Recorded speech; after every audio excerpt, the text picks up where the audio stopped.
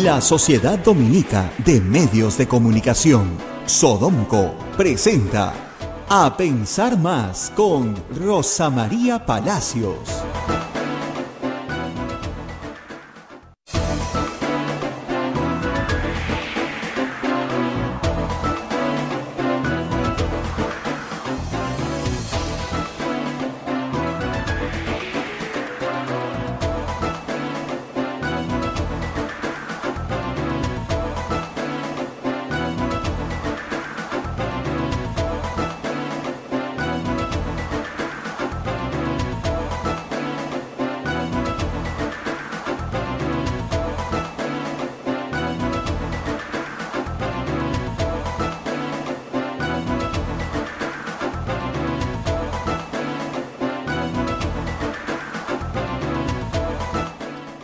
Señoras, señores, muy buenos días. Bienvenidos a Pensar Más con Rosa María Palacios a través de las emisoras de la Sociedad Dominica de Medios de Comunicación, Sodonco.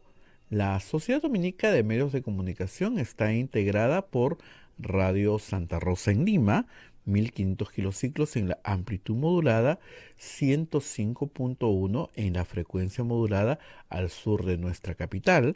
También tenemos en Chimbote, que está transmitiendo el programa Radio Santo Domingo, en Arequipa, Radio San Martín, en Ucayali, Radio Cepagua, en la Convención Radio Quillabamba, en Puerto Maldonado, Radio Madre de Dios. Son las emisoras dominicas del Perú. Se une otra red de radios amigas. En Huánuco, Radio Huánuco; en Ayacucho, Radio La Voz de Ayacucho; en Puno, Radio Pública; en Ancash, Radio Moro; en Huancayo, Radio Cumbres, la radio del arzobispado; en Satipo, Radio Milenio; Abancay, Radio Estación Solar; en Yurimaguas, Radio Oriente; en Cajamarca, Radio Los Ángeles; en la Radio San Valentín; en Cerro de Pasco, Radioactiva; en Huanta, Radio Continental. AM Tagua nos ponen podcast en todo el Perú y el mundo. Además, la página web de Radio Santa Rosa, www.radiosantarosa.com.pe, y también todas las plataformas móviles. Estamos en el Twitter, en el YouTube transmitiendo en vivo, en el Twitter en vivo, en el Facebook transmitiendo en vivo, en el Facebook de Radio Santa Rosa, en el Facebook de Radio Quillabamba. Así es que hay muchas formas por estar conectados y tener buena información. Ya hoy día es 9 de julio del año 2020, estamos 21 y estamos muy cerca del bicentenario de nuestra patria. Así que ya vamos a saludar a Rosa María Palacios, que nos está esperando.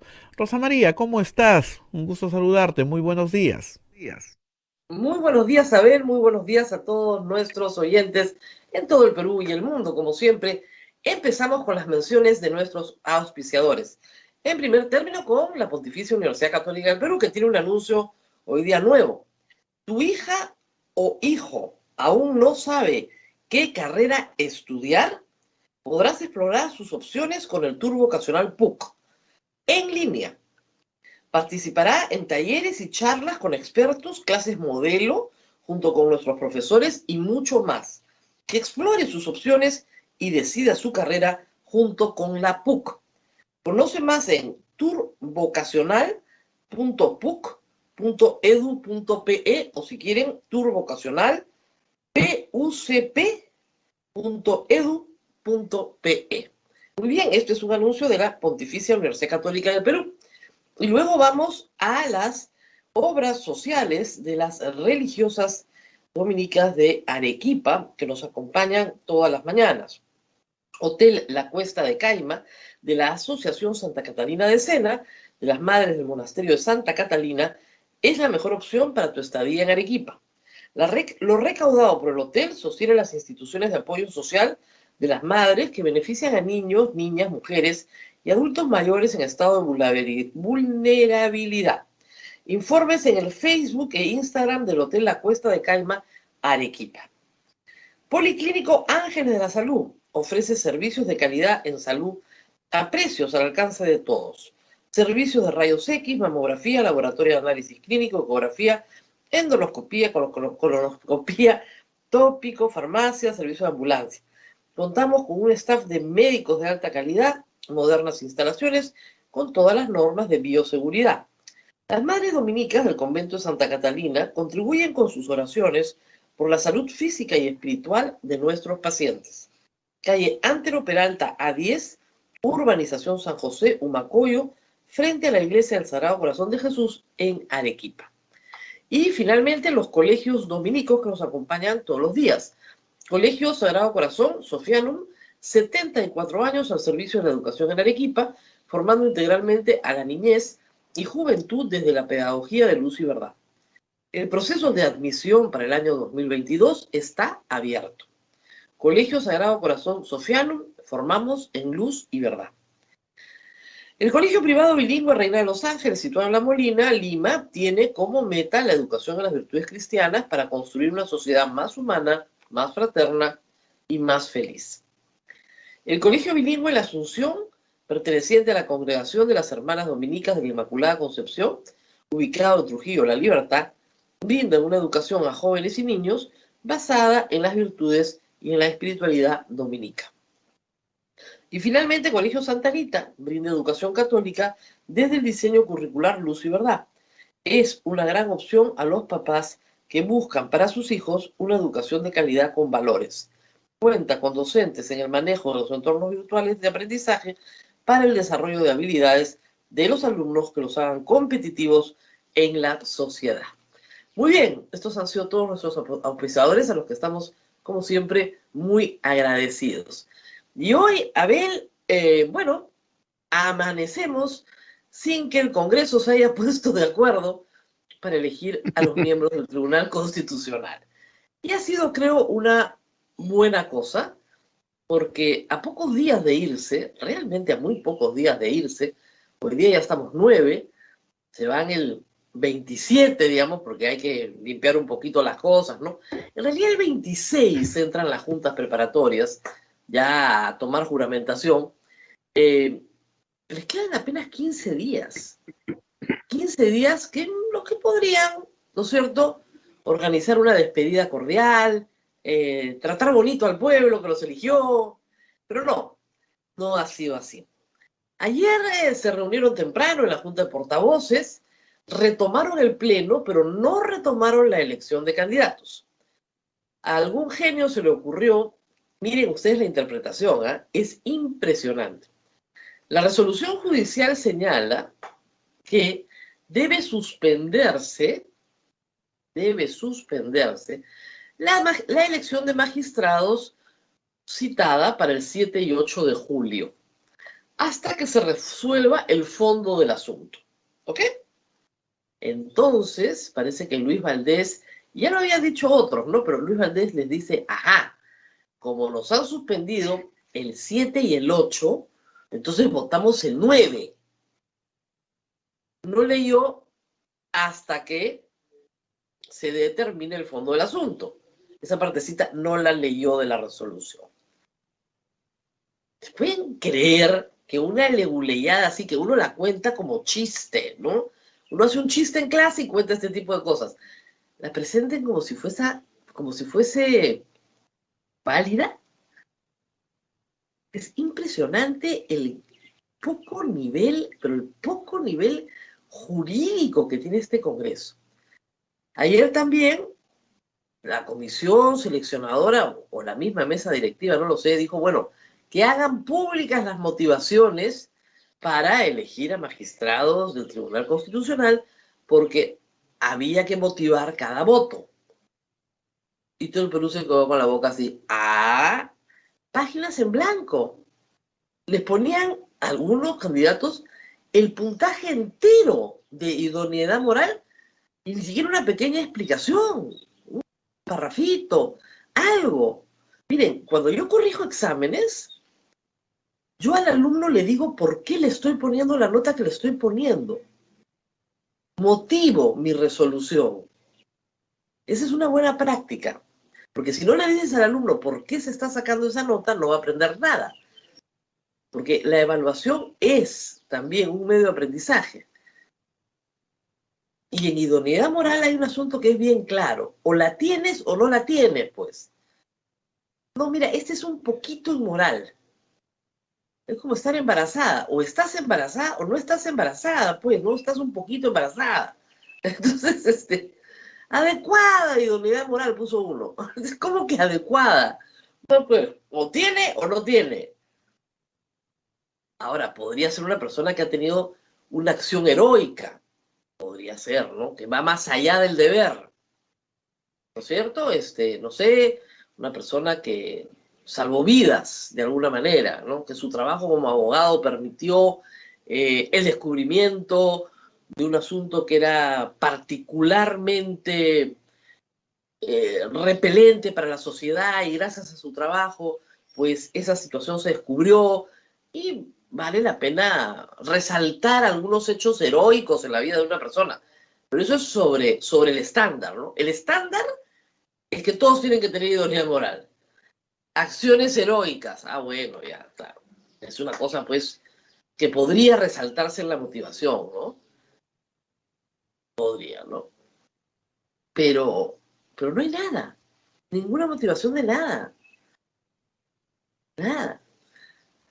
Ha podido poner una nota, ¿no? Hemos quedado impresionados, he quedado impresionado por sus convicciones democráticas y por su apego y entusiasmo a, qué sé yo, la ley constitucional en momentos difíciles. En fin, por lo menos un comentario, ¿no? Nada. Lo cual prueba que los que tenían que elegir tampoco saben escribir, porque es evidente que el Congreso tampoco sabe sumar. Tú no pones a votación un asunto tan polémico si no tienen los votos, y no tienen los votos.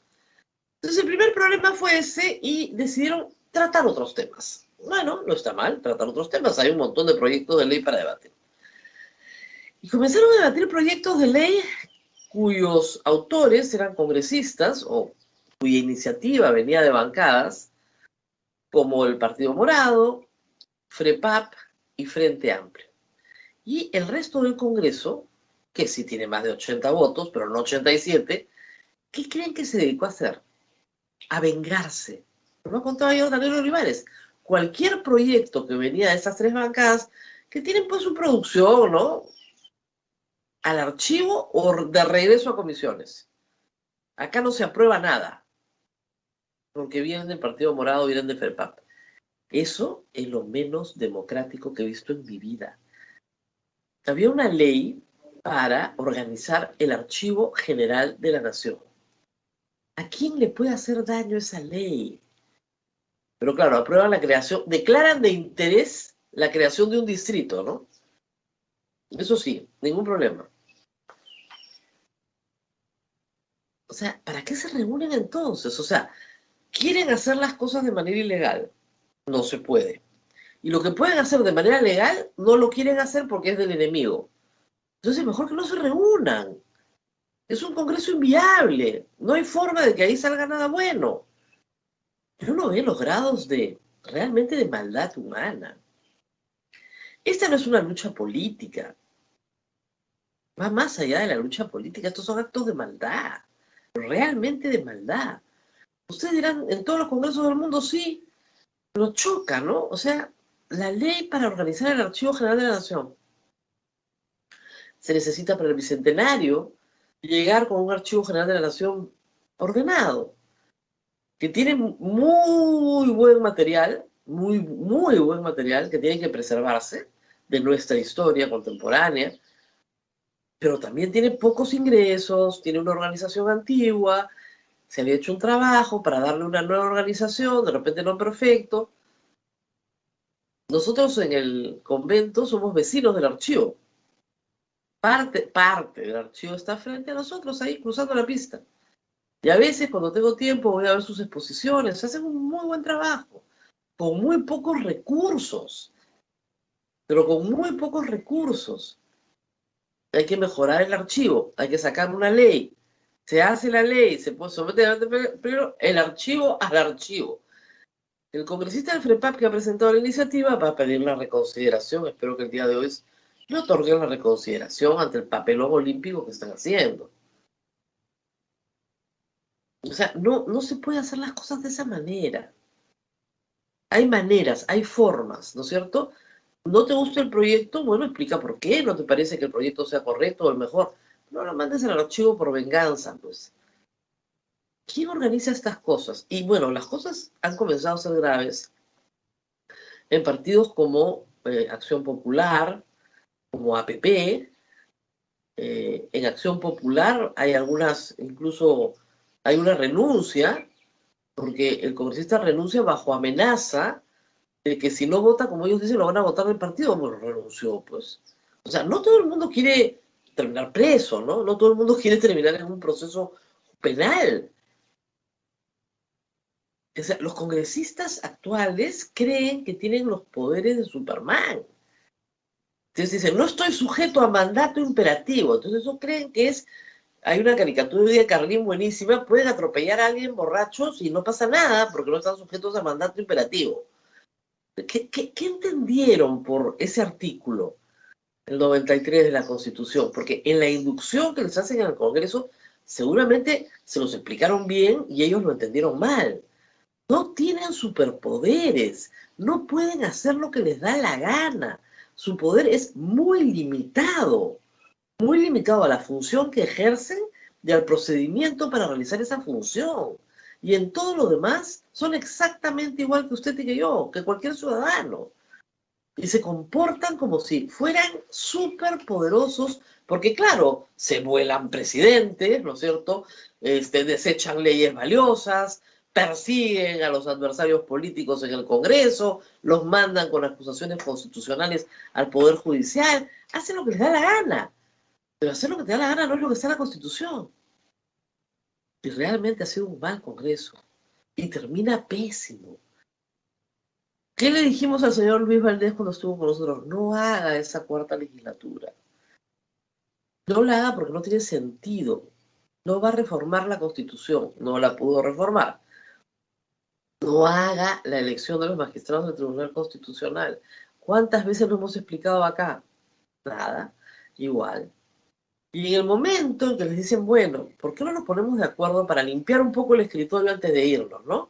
Antes de irnos, limpiemos un poco todos los proyectos de ley que tenemos que se pueden aprobar, que son básicamente para un mejor funcionamiento de la administración pública, nada más. No, tampoco. Tampoco, no, porque ese es tuyo, no es mío, entonces te chanco y no apruebo, porque tienen la concepción de que los proyectos de ley son un botín. Entonces, que tienen autor. Y si lo aprobamos, su autor se va a llevar el mérito y no yo. ¿Quién se acuerda de los autores de las leyes?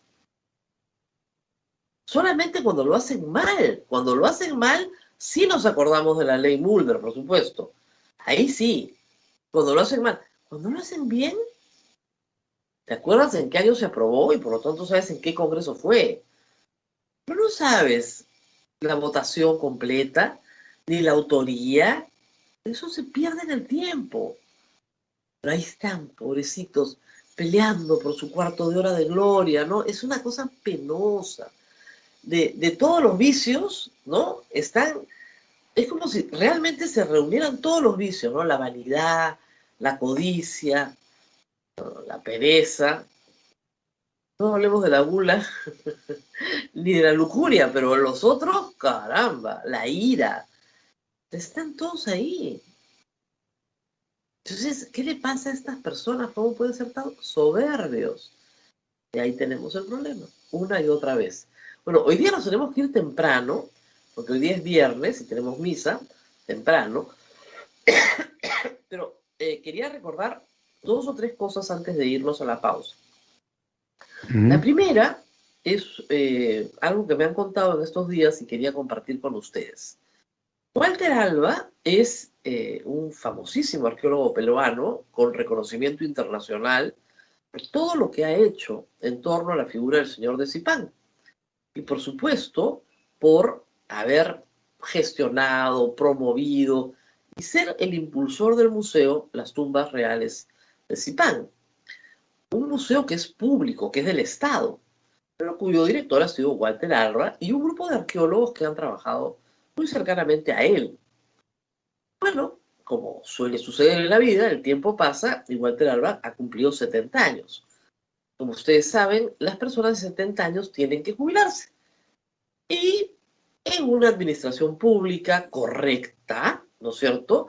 Esto pasa por un proceso. Entonces, se busca un sucesor, probablemente con el mismo señor Walter Alba, se le hace un reconocimiento, se le hace una fiesta de despedida con todos los trabajadores, se le da, no sé, el platito de reconocimiento, el ministro lo condecora y se va a su casa. ¿Qué es lo que se hace cuando las formas son correctas? Me he enterado por La República, un artículo firmado por Luis Jaime Castillo, otro exministro de Cultura y arqueólogo reconocido, que el señor Walter Alba se enteró por el peruano que lo habían cesado sin siquiera darle las gracias. Eso no está bien. Yo sé que el ministro Neira es un caballero, un hombre que viene del mundo diplomático.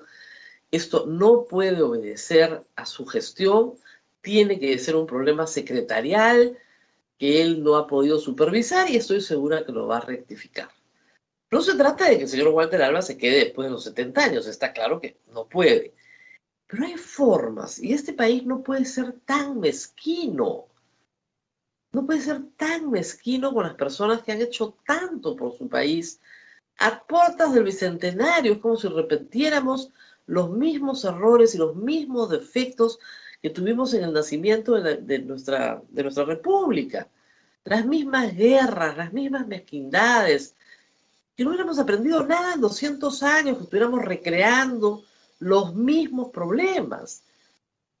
Parte de lo que es una república es su historia.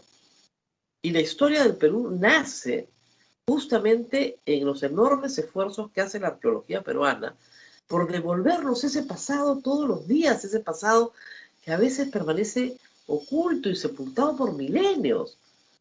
Necesitamos un reconocimiento a nuestros historiadores, a nuestros arqueólogos, justamente en el Bicentenario. No mandar una resolución al peruano que diga cese por límite de edad. Chao, pasa por tus cosas. No es correcto. No es correcto. Se va a inaugurar el Museo de Pachacamac, está lista la infraestructura. Creo que se inaugura con una pequeña muestra, pero que es un museo que tiene para crecer muchísimo en servicios, en investigación. Eso es una gran noticia en el Bicentenario. Probablemente la obra más importante inaugurada en este Bicentenario.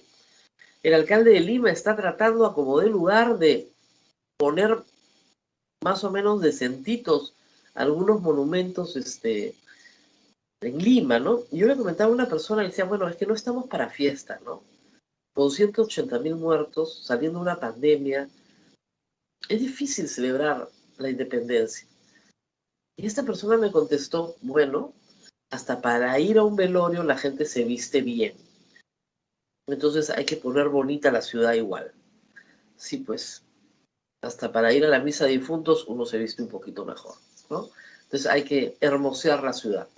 Y ser agradecido con aquellas personas que le han dado mucho al país y no tienen por qué irse de esta manera.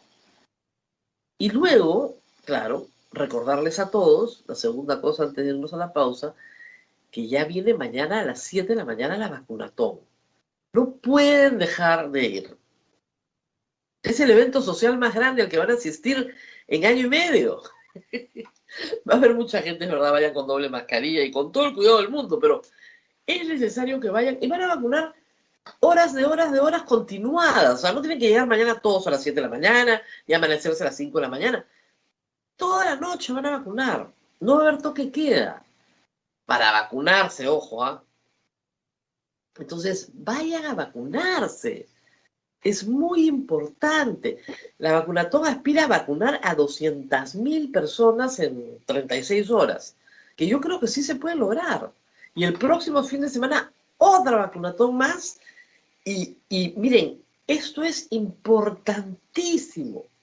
No puedo dejar de subrayar la importancia que tiene. Usted no se quiere vacunar porque no le provoca. Bueno, piensa en sus hijos, en sus nietos, en sus compañeros de trabajo, en sus vecinos, en las personas. Nadie vive solo, pues. O sea, digamos, me refiero a, usted puede vivir en su casa solo, pero nadie vive solo, desligado del resto de la humanidad. O sea, ya anacoretas que viven en una cueva yo no he visto. Entonces, usted tiene contacto con alguien y ese alguien lo puede contagiar a usted y lo puede matar. Y usted puede contagiar a otros mientras lo han contagiado a usted sin saberlo y ser el causante de su muerte. Entonces, para evitar eso, vacúnese. Una primera dosis o la segunda dosis que dejó de ponerse, cualquiera de las dos, salvan vidas. Realmente salvan vidas. Ya tenemos más de 5 millones de personas con las 2 dosis y más de 2 millones de personas con una dosis. Estamos llegando a los, por lo menos, 8 millones de personas que al menos recibieron algo. Disculpen, los que recibieron una dosis no es suficiente. Está clarísimo que no es suficiente. Y para la variante Delta no es suficiente. Necesitan las dos, necesitan volver. La deserción no es posible.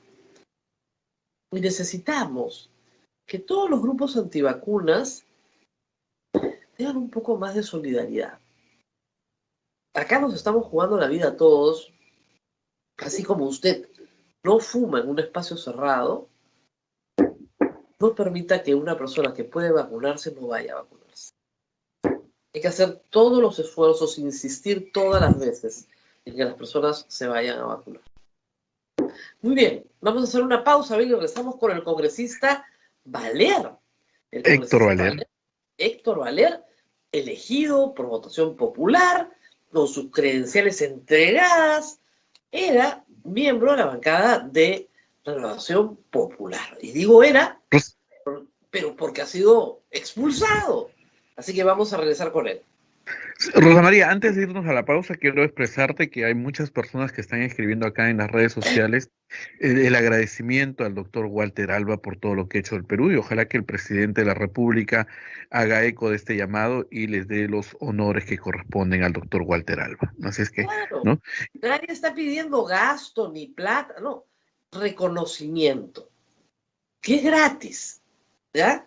Pero es lo que las personas educadas hacen unas con otras en un país donde apreciamos, ¿no es cierto?, lo que profesionales hacen por rescatar nuestra historia en el Bicentenario. Estoy segura que al ministro Neira esto se le ha escapado, como digo, debe haber sido un problema secretarial, burocrático. Hay que agradecerle a Luis Jaime Castillo su artículo en La República, que lo ha hecho notar, y creo que hay que hacerlo notar. En estas oportunidades hay que hacerlo notar. Vamos a una pausa y volvemos. Volvemos.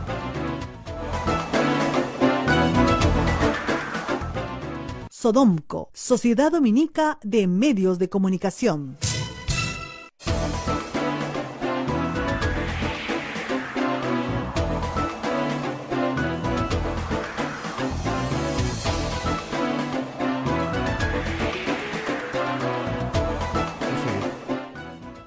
Continuamos con A Pensar Más a través de las emisoras de la Sociedad Dominica de Medios de Comunicación. En Lima, Radio Santa Rosa; Chimbote, Radio Santo Domingo; Arequipa, Radio San Martín; Ucayali, Radio Cepagua; La Convención, Radio Quillabamba; Puerto Maldonado, Radio Madre de Dios; en Huánuco, Radio Huánuco; Ayacucho, Radio La Voz de Ayacucho; Puno, Radio Pública; Ancash, Radio Moro; Huancayo, Radio Cumbres; Atipo, Radio Milenio; Bancay, Radio Estación Solar; Yurimaguas, Radio Oriente; Cajamarca, Radio Los Ángeles; Lampa, Radio San Valentín; Cerro de Pasco, Radioactiva; Huanta, Radio Continental. También a Metagua nos ponen podcast en todo el Perú y el mundo, las plataformas móviles de Radio Santa Rosa, Radio Quillabamba, también el Twitter, el canal de YouTube, todo en vivo. Así que usted puede escuchar A Pensar Más con Rosa María Palacios.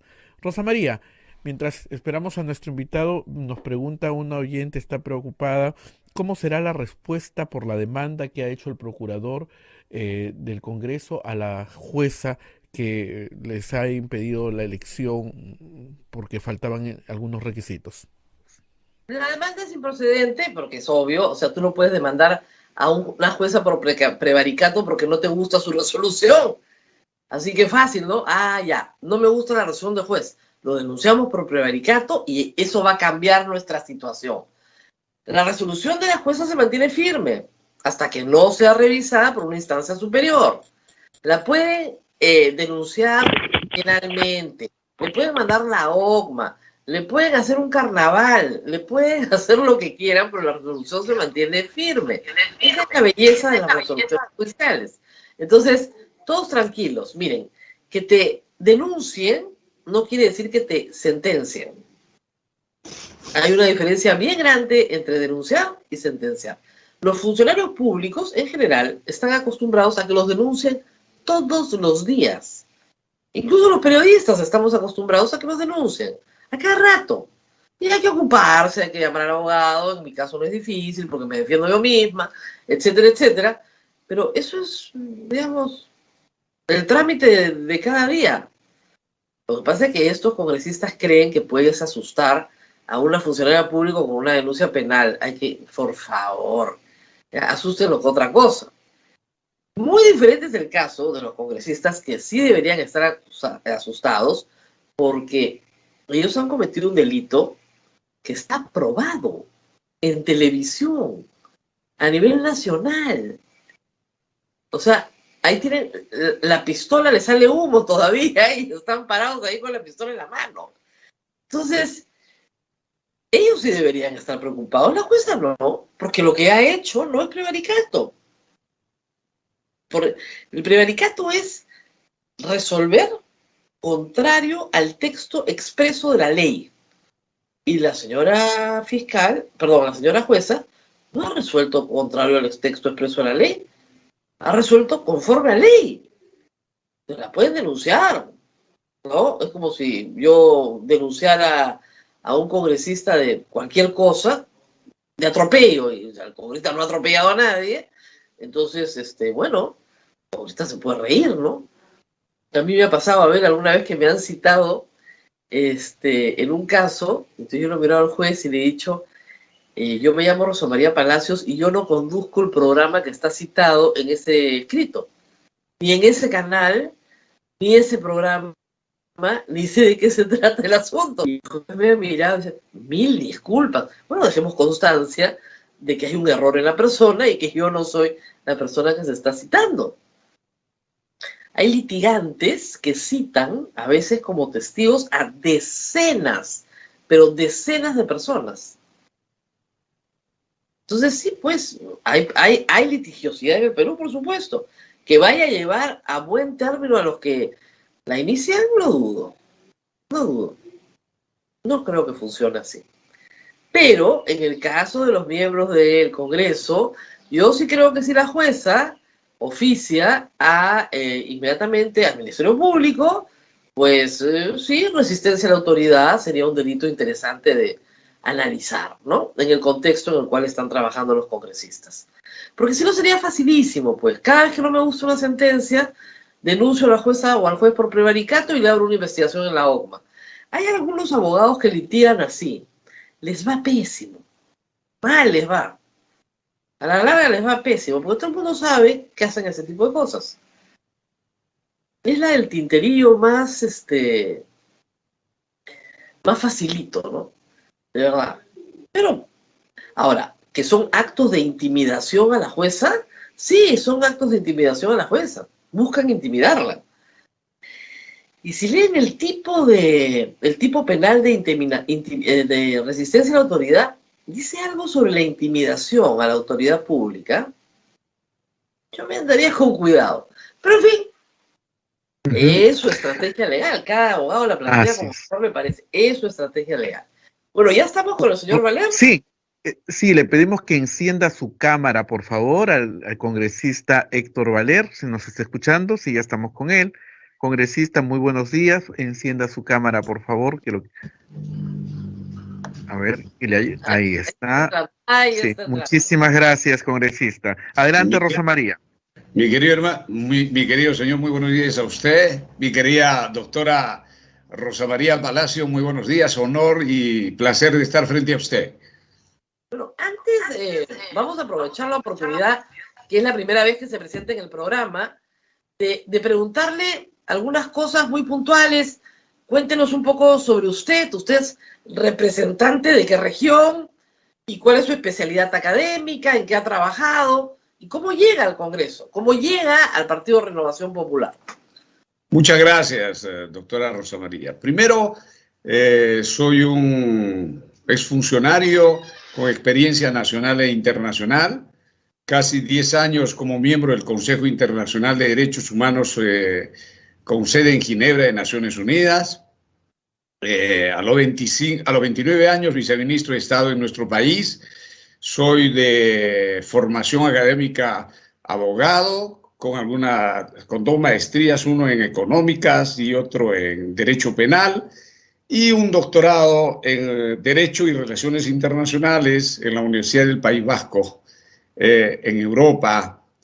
Llego a Renovación Popular porque al retornar al país empezamos a construir un partido político propio con un pensamiento social liberal, en vista que el partido aprista del cual yo provengo, desde los 14 años hasta hace más o menos 6 años, militante aprista, pero de las canteras de Haya de la Torre, de Ramiro Prealé, con quien trabajé hasta el último día de su muerte. Este partido quiso hacer un aprismo diferente al partido aprista de Alfonso Ugarte, con los 100.000, o con una parte de los 100.000 militantes excluidos sin proceso administrativo por los dirigentes de turno. Y esta estructura de fuerza liberal hizo de que fuera convocada por el ingeniero Rafael López Aliaga para darle cuerpo al partido que en ese momento se estaba denominando Renovación Nacional, cambiando el nombre de Solidaridad Nacional.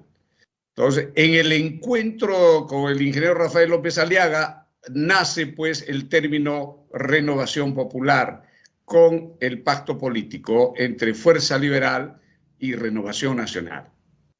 Muy bien, entonces es difícil entender cómo una persona que viene del aprismo, ¿no es cierto?, del antiimperialismo y el APRA, de 30 años de aprismo, termine abrazando las ideas liberales. Haya no era un liberal. ¿Cómo se produce esta transformación? Haya sí era liberal, mi querida, estimada Rosa María Palacio, por lo siguiente. Depende de cuál haya. De acuerdo. Por lo siguiente, la República actual, como usted muy bien lo sabe, usted es muy estudiosa, aparece con el grito de Túpac Amaru II, formado en las canteras de Rousseau y Montesquieu, ¿no es cierto? Y en las escuelas jesuitas de ese momento. Luego viene San Martín con el pensamiento liberal monárquico o liberal conservador. Bolívar termina de construir junto con Faustino Sánchez Carrión la República, que eran liberales en ese momento. Y luego en el siglo XX aparece un pensamiento, después de González Prada, el pensamiento mucho más maduro de Haya de la Torre como liberal. Como social liberal, porque usted entenderá que la Revolución Francesa es un pensamiento social liberal. Por esa razón en el APRA se canta la Marsellesa. No, entiendo lo que quiere decir con liberal, pero tal vez no nos estamos entendiendo en los términos. Usted está hablando en los términos del liberalismo del siglo XVIII, ¿ya? Yo estoy hablando de los términos del liberalismo en el siglo XXI. Bueno, no es exactamente lo mismo. Es confuso a veces. En los Estados Unidos y en el Perú, además, se entiende la palabra liberal de manera muy diferente. Pero digamos que usted quería formar un movimiento distinto en el APRA, no encontró su camino, unió a otros compañeros, formaron esta iniciativa, se encuentran con Rafael López Aliaga y adelante, comienzan a trabajar y la cosa va muy bien. Pero, como usted lo ha dicho en otras entrevistas, el señor López Aliaga no representa el pensamiento liberal. El señor López Aliaga no cree en algunas cosas que cualquier liberal creería. Entonces, ¿cómo fue ese trabajo conjunto? ¿Cómo lograron llegar a un acuerdo? Mi querida doctora Rosa María, en el caso del ingeniero Rafael López Aliaga, él es social cristiano, como lo ha dicho muy bien en sus diferentes alocuciones y presentaciones. Lo que a nosotros dos nos unió, además de la estrategia de organización política, son los ideales del bien común, son los ideales de un Perú desarrollado, de un Perú donde se genere riqueza, pero donde también se preocupe por las grandes mayorías como el desarrollo social. Entre él y nosotros convenimos en ser el fiel de la balanza entre el desarrollo social y el desarrollo económico. Él está acostumbrado y tiene experiencia en hacer riqueza, y en el caso nuestro, modestia persona, durante toda la vida hemos estado vinculados al desarrollo social, a las grandes necesidades. Entonces, es estos dos principios que nos unen para construir renovación popular.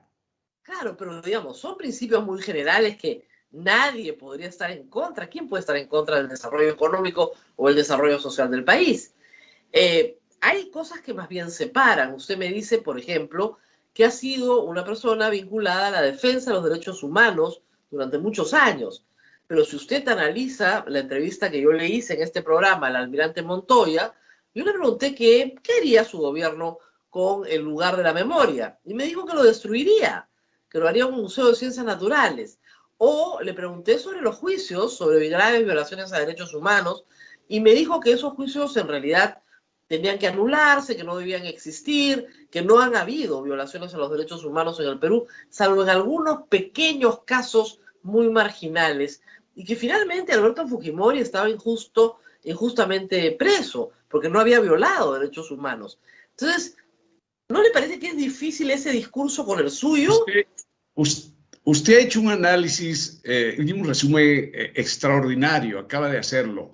Justamente ese fue el problema de debate y de desencuentro al interior de la bancada de Renovación Popular.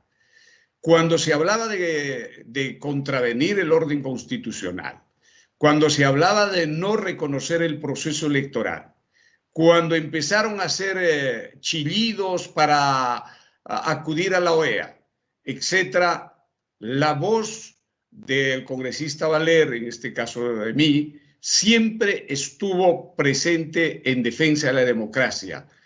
En ejercicio de libertad de opinión, salí en un programa de alcance nacional de una emisora prestigiosa, de 9:30 a 10 de la noche, manifestando que el Estado de Derecho se debería defender, que las instituciones del país se debería defender, el proceso electoral y el próximo presidente a proclamarse, porque ya ganó las elecciones de acuerdo a la OMPE, ya ganó de acuerdo a la primera instancia en los jurados electorales especiales, se tiene que defender. A la hora estaba siendo separado sin un debido proceso, sin una defensa mía, sin elementos probatorios de lo que él decía. Pero ¿quién firmaba el comunicado? Nada menos que el presidente del partido, sin ser congresista. Y yo, en mi calidad de congresista electo, ya pertenecía a la bancada que es dirigido por el almirante Montoya. Y en su momento al almirante Montoya le dije que estaba impulsando un paramilitarismo en el Perú. Se lo demostré, porque él en las plazas públicas manifestaba arengas militares a todos aquellos chicos que blandían la bandera de Boloña y que estaban con cascos y fornituras y mochilas y escudos de madera y de metal, manifestando de que ellos sacarían las tripas y los corazones de los terrucos y los comunistas para entregárselos a los perros y que ellos beberían la sangre de ellos. Y esto estaba siendo atizado por el almirante Montoya, y este es el desencuentro que tuvimos permanentemente desde el momento de la instalación de la bancada de Renovación Popular, doctora Rosa María Palacios. A ver, doctor, pero usted es abogado, sabe que tiene derechos, la ley de partidos políticos le otorga derechos a los militantes, a usted no simplemente usted se larga. Se supone que hay un partido que tiene niveles, estamentos, puede haber una comisión de disciplina, puede citársela a la comisión. ¿Va a apelar de esta resolución así que se ha expedido, yo creo que de forma completamente arbitraria? Doctora, como usted sabrá, el invitado no es militante de un partido y por tanto no está sometido a un estatuto. Ok, usted es invitado. ¿Representante de qué región, señor Valer? De Lima Metropolitana, doctora, disculpe, fue su primera pregunta, no le contesté. Muchas gracias. Muy bien. Ante Lima y como invitado, no es militante, en efecto, tiene toda la razón, no le alcanzan los derechos que... Ahora, para entender bien cómo llega, ¿desde cuándo conoce al señor López Aliaga? Yo conozco desde el año pasado, y lo que nos une a nosotros, de alguna manera, a todos los que militamos y somos fervientes católicos, es el Opus Dei. Entonces, cuando él se encuentra conmigo, desde luego hubo un encuentro también espiritual, y como él es del Opus y yo también, iniciado en el año 2000, allá por la ciudad de Logroño, donde estuvo el padre José María Escrivá de Balaguer, y en Pamplona, etcétera, pues hubo una afinidad espiritual también con él. Por eso he dicho que Rafael ha perdido el Santísimo Rosario para estar en la situación que está. Pero, disculpe la pregunta, yo sé que es una pregunta muy personal. ¿Usted es supernumerario o es agregado? No, yo soy supernumerario. Supernumerario. Usted está casado y tiene una familia. Muy Sí, bien. sí, sí. Entonces, usted es supernumerario del Opus Dei, el señor es agregado, se encontraron. A los que no conozcan estas categorías, otro día se las explico. Muy bien. Entonces, bueno, una persona en la obra, usted dijo, sí, pues, perfecto. ¿Y usted trabajaba en alguna obra corporativa del Opus Dei, en algún colegio, en la Universidad de Piura? ¿En algo? Siempre vinculado a los centros de investigación de derechos humanos, mi querida doctora, y en este caso vinculado al Instituto del Centro Internacional de Derechos Humanos con sede en Francia. Perfecto. Usted estaba dedicado a su trabajo, tenía su militancia aprista, pero usted desde el año 2000 era miembro del Opus Dei. El problema es este. Yo no creo que conozco a muchísima gente del Opus Dei, tengo gente que quiero muchísimo del Opus Dei, y créame que Abel reza mucho el rosario, mucho más que yo. No creo que alcance el rosario, señor Valera, no va a alcanzar. La Virgen es buena, pero no puede hacer estas cosas, ¿ya? Entonces, no es un problema, necesitaría un retiro, pero de esos de a mes, en silencio. No le va a alcanzar el rosario. Doctora, no alcanza. Por eso, doctora, le he dicho que mi hermano mayor ha perdido el rosario. Tiene que volverlo a encontrar, tiene que volver a reflexionar, tiene que volver a un retiro realmente de contemplación, porque lo que él está haciendo no es correcto. De silencio un mes, mínimo. No. Y para ganar varias indulgencias plenarias que tendría que ganar, pero de verdad, no, así no va a poder. Mire, lamentablemente el señor López Aliaga se ha parado en un meeting en defensa de Keiko Fujimori, pero gritando para que gente muera. Así o sea, es. que muera Castillo. Usted es un defensor de derechos humanos, usted defiende la vida, usted no puede estar ahí. Le comento una anécdota a usted, que esta es una primicia. Ese día yo estuve subido en la tarima, es decir, en el tráiler, y yo iba a hablar, a dirigirme al público. Pero cuando dijo esas palabras dije, no hablo.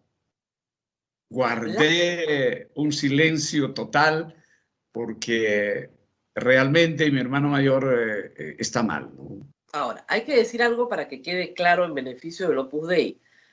Ni el señor López Aliaga ni usted son representantes políticos del Opus Dei.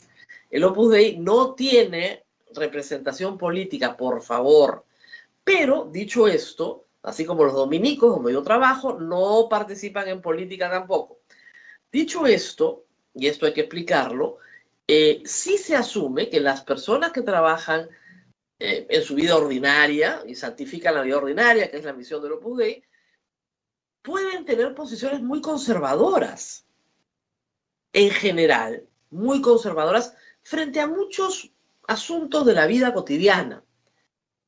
Más allá de la oración constante y la santificación del trabajo ordinario, tienen posiciones que se perciben por el resto de la sociedad como conservadoras. ¿Es usted una persona conservadora? No, mi querida Rosa María. Por ejemplo, no estoy de acuerdo en algunos temas, como por ejemplo, yo creo que la inclusión social es muy importante. El Papa actual ya lo ha manifestado. Es necesario tratar como seres humanos a ellos porque son nuestros hermanos. Pero hay principios generales en los que todos estamos de acuerdo, como por ejemplo en defender la vida, en defender la familia, en defender la libertad, el estar con los más necesitados, en hacer obras de caridad, etc. Y estamos en contra, por ejemplo, de autoritarismos. Primero, quiero también un paréntesis pequeñito, mi querida doctora Rosa María Palacios. El Opus Dei, como dice usted, no participa en política. Acá en Renovación Popular y en Fuerza Liberal hay creyentes y no creyentes. Hay de diferentes credos, etcétera, pero en política, lo que participamos en política, participamos con trabajo intelectual y trabajo manual, pensando en un Estado, en un modelo de Estado. Entonces, cierro el paréntesis.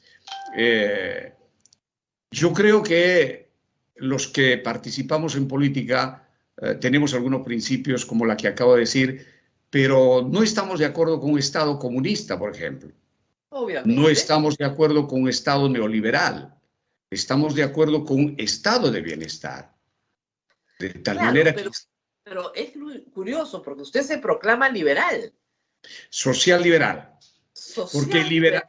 Sí, porque el liberalismo actualmente en el siglo XXI, doctora, como usted lo ha dicho, ya tiene una evolución desde el siglo XVII para adelante y actualmente tiene tres corrientes. El liberalismo neoliberal, el liberalismo conservador y el socialliberalismo. El socialliberalismo tiene sede en Londres y tiene una internacional liberal en la que participan todos los partidos liberales de Europa, de otros países como Japón también, de África, y en el caso de los Estados Unidos y Canadá, por ejemplo, también participan los partidos liberales de Canadá, y en el caso de los Estados Unidos participa el Partido Demócrata. Por eso, en ese sentido, liberal, en el sentido europeo, significa de izquierda. Izquierda democrática. Perú, claro, yo sé, pero en el Perú liberal, para la mayoría de la gente, quiere decir de derecha, porque lo asocian a este término que inventa la izquierda, que se llama neoliberal, y yo hasta el día de hoy no entiendo muy bien qué quiere decir. Pero bueno, entonces usted estaba, digamos, filosóficamente bien ubicado, pero hay que decir que, claro, estos son conductas poco democráticas, pero la base, esto hay que decirlo bien claramente, la base de cualquier liberalismo es la forma democrática de gobierno. Así es. Y la democracia representativa. Y la libertad.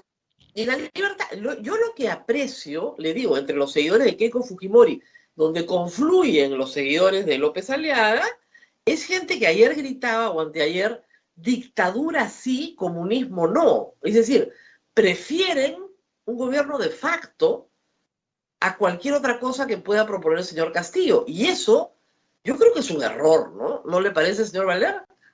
Sí, doctora, y yo creo que justamente esta polarización tiene que dar nacimiento a una mesa de acuerdo para tender puentes de oro entre los dos grupos polarizados, pensando en el Perú.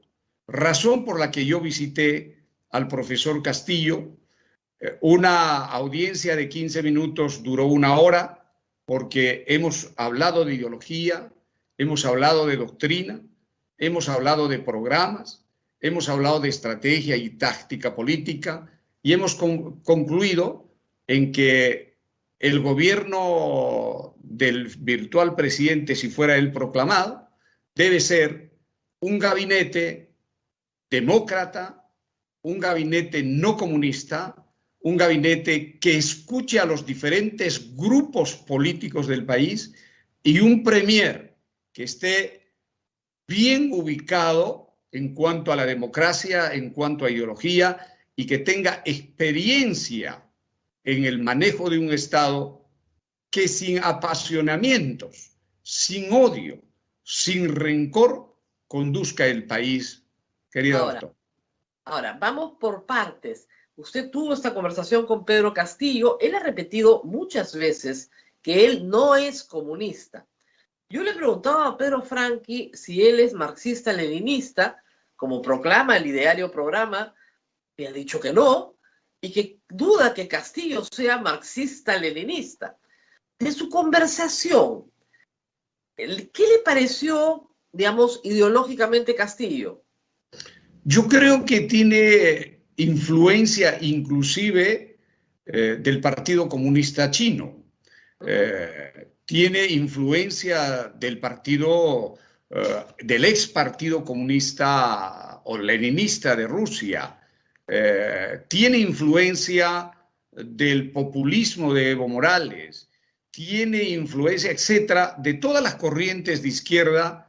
Y en lo que sí he podido notar es una gran fortaleza de él, es que es un buen sindicalista y como tal creo que va a merecer el apoyo de los cuadros y de un capital humano importante que piense en el desarrollo económico y social del país. Pero si usted que gusta de y conoce las etiquetas, digamos, políticas, ¿cómo lo califica? ¿Qué etiqueta le pondría, si pudiera ponerle alguna? ¿Es un socialdemócrata? Es un poco difícil. Es difícil poner, pero hagamos de que, digamos que es un presidente popular, un presidente del pueblo, ¿no? Eso, pero todos deberían serlo, pero porque el pueblo los elige. Pero digamos, no es para usted un comunista. No, definitivamente no es comunista. Tiene influencias, pero no es un comunista. No es un comunista. Él se declara católico. Por eso mismo. Por eso no puede ser como si se declara. Y hace poco tuvimos a la congresista Betsy Chávez que me dijo, yo no puedo ser marxista-leninista si yo soy adventista de cuarta generación. Jamás sería. Entonces, pero digo, oiga, pero usted milita en un partido que su ideario dice marxismo-leninismo, sí, pero a mí me admiten que no lo sea. Y ya está. Entonces, parece que esto del marxismo-leninismo es un poquito menos, ¿cómo le podríamos decir? Yo creo que sólido de lo que uno creería. Así es, yo creo que el marxismo-leninismo ya ha sido superado por las otras corrientes ideológicas, está siendo enterrado, ojalá con bombos y platillos, pero vivimos siglo XXI en el siglo, por eso Chávez decía socialismo siglo XXI, y no viene pues el marxismo-leninismo a colación. A ver, pongamos así, cuando digo socialdemócrata, me estoy mirando a Europa, es decir, los socialistas democráticos. ¿Eso es lo que sería Castillo? No, doctora, por la siguiente razón. Hoy en día la socialdemocracia, con sede también en Londres, que tiene como símbolo la mano y la flor, esta internacional de la socialdemocracia ha empezado a admitir a grupos pacificados de la guerrilla, están los exguerrilleros, están los partidos que todavía piensan en la lucha armada y que por el momento está congelado, etc., en la cual yo no sé qué hace el Partido Aprista Peruano de verdad. Siempre ha estado ahí, siempre ha estado. Aunque no siempre, mi querida doctora, sino desde 1985 por adelante con Alan García, porque Haya nunca se incorporó a una internacional. Bueno, entonces, no es socialdemócrata, doctora Rosa María Palacios, por eso digo, tiene influencia del partido chino y a la vez admira a China por su potencia industrial, ¿no? Y admira, por ejemplo, a Rusia por su calidad de investigación científica, me hablaba de las vacunas, por ejemplo, etcétera. Es decir, es un hombre que ha leído tanto a uno y otro y tiene una influencia de izquierda, una influencia de reivindicación social, porque él cree Ahora, de que tenemos, las tenemos, grandes mayorías han sido aplastadas por los poderosos, ¿no? claro, tengo la impresión de que, salvo Bolivia, nunca ha salido del Perú. No sé, doctora, pero yo creo que usted tiene mayor información. Sí, pero ha leído. Una gira a algunos laboratorios en los Estados Unidos de repente lo impresiona aún más que una gira a unos laboratorios en Rusia, pero habrá que tener paciencia. En este contexto, ¿qué va a hacer usted? Porque le anunciaba la otra noche a Juliana Oxenford, usted entró después que yo, que usted veía que Renovación Popular iba a implosionar, que ahí venía una ruptura casi inevitable y que este grupo saliente formaría una bancada con otras personas.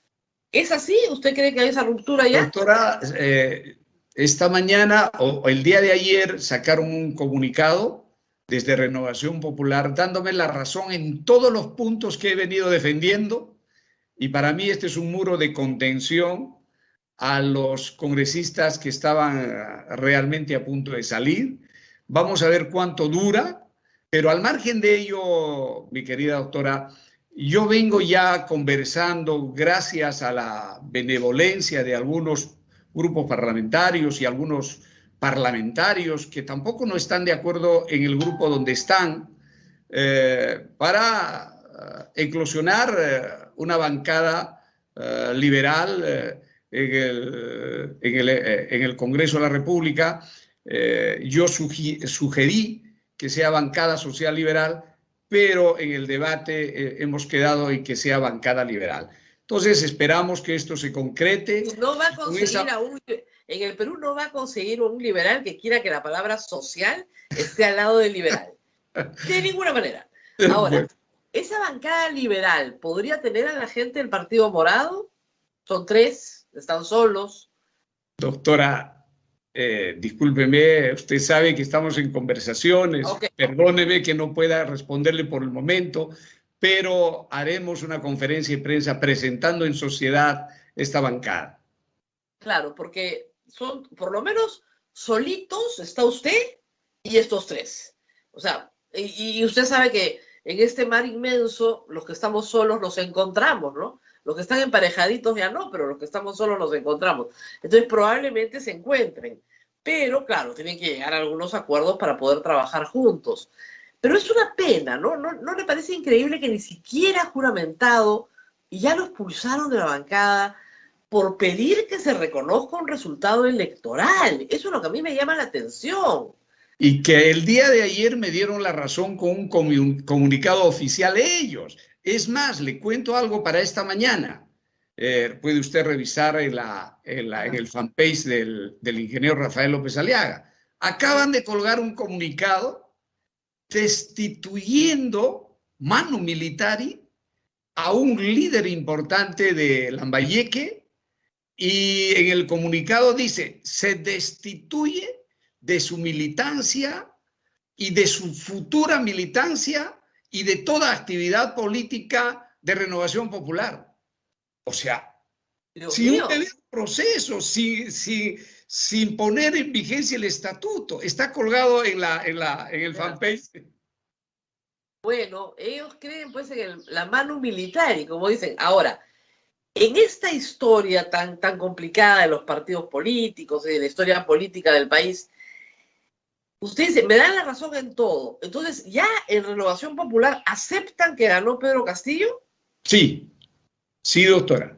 Ya, al menos no dice Pedro Castillo, pero dice: aceptaremos el resultado del proceso electoral actual. Así textualmente. Ok, entonces, si aceptan, bueno, aceptan, no hay nada más que hacer, pues el presidente. Ahora, ¿qué relación tiene López Aliaga con Keiko Fujimori? Porque hay una gran discusión ahí. Doctora, realmente no sé, doctora, qué relación. Yo creo que lo único que les puede unir, este es un análisis externo que hago, es la defensa de una posible segunda vuelta, que ya han sido derrotados por la opinión de la Unión Europea, de Inglaterra, de los Estados Unidos. El señor Montoya se ha ido a la OEA. Ha hecho un papelonazo. Fue recibido por la parte posterior con un aldabonazo. Muy triste todo. Pero digamos, él representa, es el candidato a la vicepresidencia de López Aliaga. López Aliaga quiere ser alcalde de Lima. Después ha dicho que ya no, porque no va a poder renunciar y quiere ser presidente del Perú de nuevo. Ha tenido una buena votación en Lima, no hay duda de eso. Pero al final del día, la preocupación que tenemos es de que haya bancadas en el Congreso. Keiko Fujimori ha dicho, esto no se termina aquí. O sea, sus 24 miembros se pueden aliar con Renovación, se pueden aliar con Avanza País, formar una bancada de 44, ahora de 43 porque usted no está, y esa bancada de 43 dedicarse a obstruir todo, así como han hecho ayer en el Congreso, que no aprobamos nada porque viene del enemigo, a obstruir, y a buscar votos hasta que logren vacar a Pedro Castillo. Doctora, yo creo que hay algunos grupos parlamentarios que creo que no se van a prestar a esta política de obstrucción, como por ejemplo, me pongo a pensar de bote pronto, Hernando de Soto no creo que se preste a obstruir el desarrollo del país, Perdóname. en consecuencia Avanza País. No, pero Avanza País, hay miembros de la bancada que han estado en la conferencia de prensa diciendo que acá hay un fraude. Bueno, es verdad, una congresista participó, pero creo que es a título personal. No creo que sea a nombre de la bancada, pero permítame, mi querida doctora Rosa María, creo que podemos construir al interior del Congreso de la República una gran mesa de varios grupos parlamentarios para construir un acuerdo de desarrollo para el Perú. Yo estoy segura que no pueden llegar. Ahora, para esto hay que decir que Castillo también tiene, dentro de los 37 que tiene un grupo que es absolutamente radical, de izquierda, con Bermejo a la cabeza, que recoge firmas, etcétera, del cual también se tiene que desligar, pero para que él se voltee al centro, en el centro lo tienen que estar esperando Somos Perú, el Partido Morado, Acción Popular, APP, los disidentes de otros grupos. Ojalá Avanza País. Ojalá Avanza. Si entra Avanza País, logra 66 votos. Sacando solo 10 de Perú Libre, ¿eh? O sea, deja 27 de Perú Libre a un lado, ¿no? Y 37 de Renovación con Fuerza Popular al otro lado. Y al centro sí puede armar algo. Pero el problema es que son muchos los intereses. Doctora, déjenos construir esa idea suya. Creo que todos tienen intereses y siempre el ser humano y los grupos colectivos tuvieron intereses.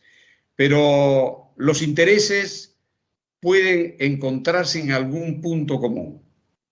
Y eso solo se logra conversando. Eso se logra sin apasionamientos. Eso se logra haciéndoles entender. Le voy a poner un ejemplo que usted me va a entender. Juntos por el Perú, que son 5, y el Partido Morado, que son 8, esos 8 están a favor del matrimonio civil de personas del mismo sexo. ¿Ok? Usted, que podría unirse a ellos, no está de acuerdo con eso. ¿Cómo se van a juntar? Simplemente excluyendo esos temas de desencuentro. Ok. Pero eso para ellos significa bajar banderas que sí les son muy importantes, pues. Todos tenemos que bajar banderas, mi querida doctora, si queremos tener un Perú con desarrollo. Voy a explicarme mejor. Si queremos tener un Perú con mayor fuente de trabajo, si queremos tener mayor inversión internacional, si queremos tener mayor formalidad y descender los 11 millones de informales en el Perú, si queremos tener mejor calidad educativa, si queremos tener mejor calidad de salud, si queremos tener un ordenamiento territorial en el país con mejores condiciones. Si queremos titular a los que no tienen títulos de propiedad en el país, tenemos que bajar banderas, porque no es posible que actualmente las comunidades campesinas, por ejemplo, sean las grandes terratenientes en el Perú sin que nadie diga nada. Hay comunidades campesinas que son dueñas de 300.000, 400.000 hectáreas de terreno, y muchas de ellas ociosas, y en la costa sirven para tráfico de tierras. Todo esto tenemos que poner en la mesa de conversación. Por tanto, creo que podemos llegar a algún encuentro bajando banderas, pero arriando también, ¿no?, nuestros intereses e izando una bandera que pueda permitir que el Perú dé un salto a la industrialización. Bueno, le deseo mucha suerte, ojalá que estas conversaciones continúen y, como le decía, no creo que baste un rosario, ¿eh? Ir a encontrar el rosario. Yo creo que hay 4 tipos de misterios, ¿no es cierto?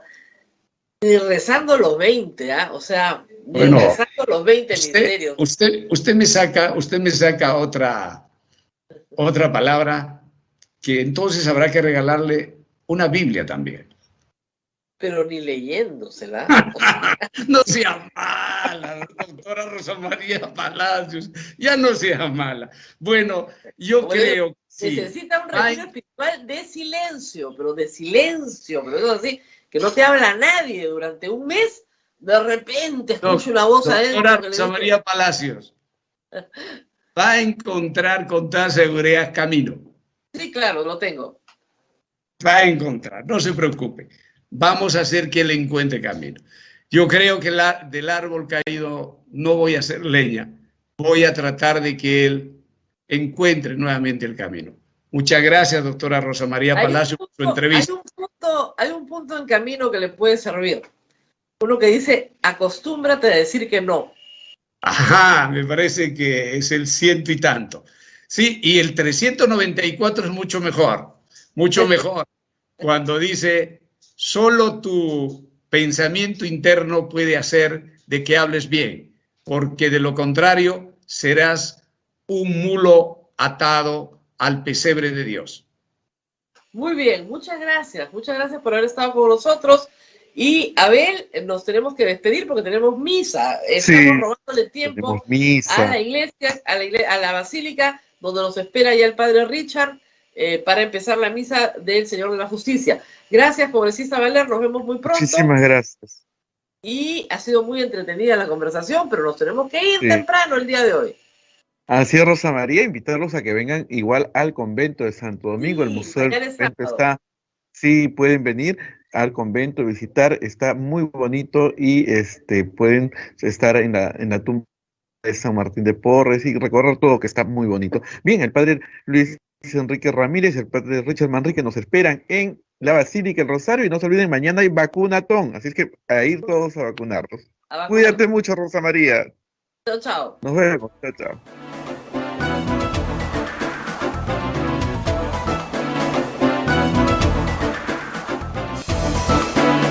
Hasta aquí, A Pensar Más con Rosa María Palacios.